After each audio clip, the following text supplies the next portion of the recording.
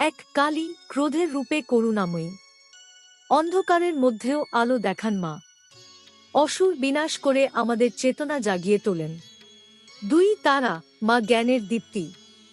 তিনি বিপদে উদ্ধারকারিণী, পথ প্রদর্শক। তারার কৃপা মানেই মুক্তির পথ। তিন ছিন্নমস্তা, ত্যাগের প্রতীক।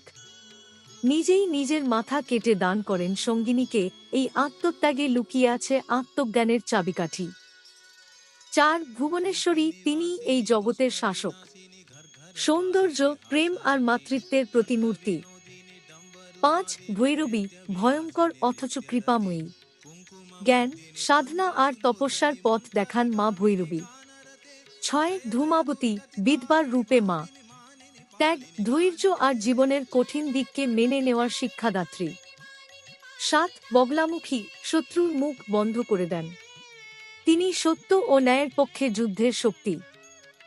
আট মাতঙ্গী, কলা, সঙ্গীত, জ্ঞান ও বাকশক্তির দেবী।